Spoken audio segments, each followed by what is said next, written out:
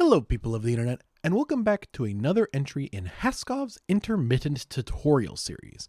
Today, I feel like I want to do a sort of episode 0. I've come to realize that there's a certain level of functionality that I haven't covered yet that I feel would be relatively instrumental in helping you have an easier and more fun experience in interacting with this mod pack.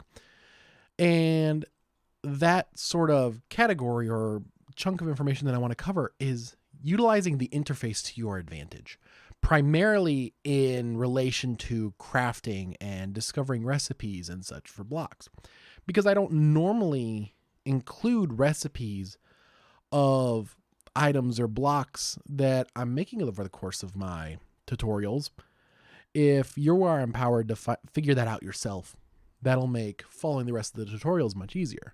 So we'll start right now with the main tool that we'll be using to interface with sort of crafting and making and discovering recipes is the mod called Just Enough Items. And you can see if you hover over this little wrench here, this is the Just Enough Items config. And this big panel on the right is the Just Enough Items window.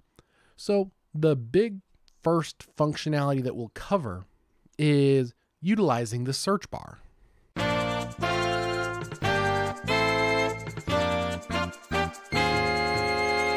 So the search bar is just this big black bar at the bottom of the screen. And if you click into it, you can see you have a flashing cursor.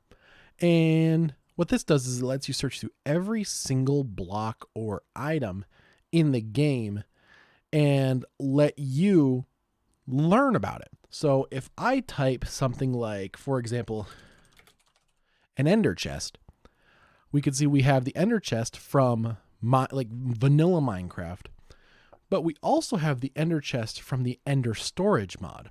And that lets us sort of look around for items that we're like, okay, well, this recipe calls for this item. What is this item?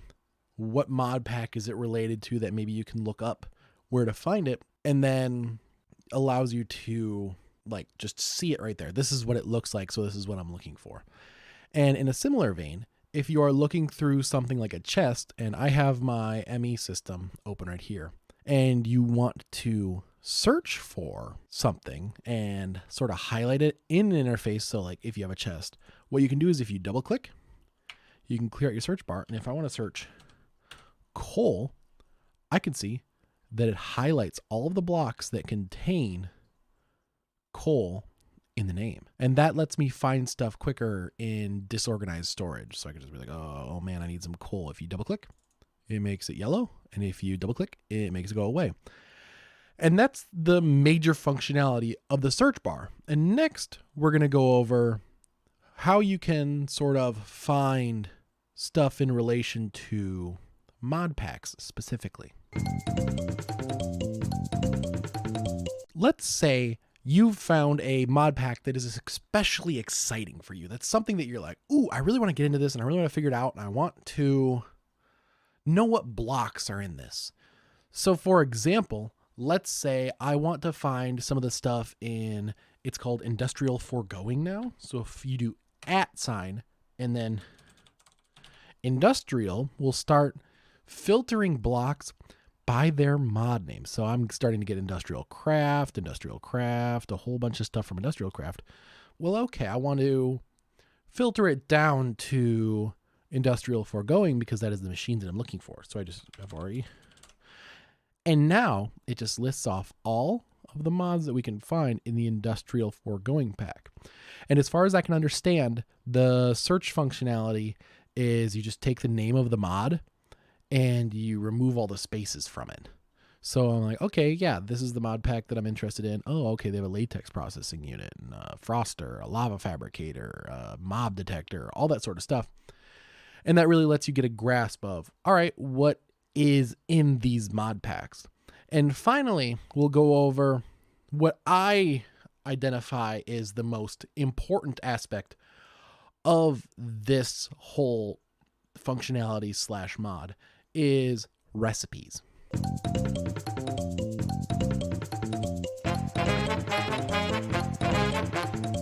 searching recipes and sort of finding what items can be used for, I like to imagine is the main functionality of this mod.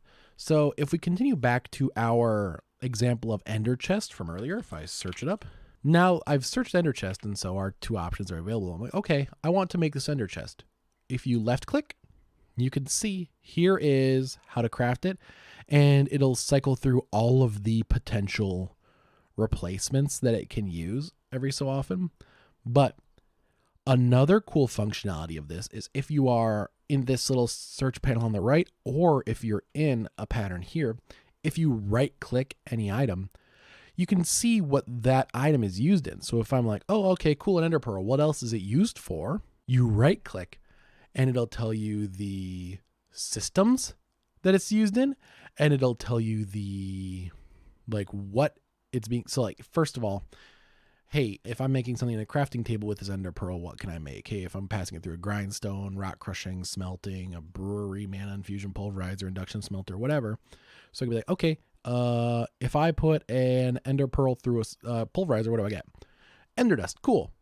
And I have 23 pages of things that you can craft with an ender pearl. And that is the major functionality of this searching process, actually, except for one thing. If you click your craft that you want to do and you have the items in your inventory, or you're at like a crafting bench or something, for example, I'm at this crafting terminal with my applied energistic system.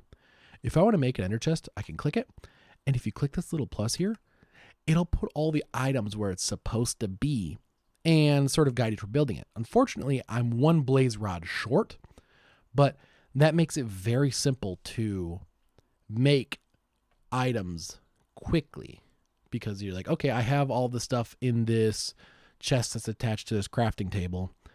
You just click the button, the little plus sign next to your pattern, and it makes it.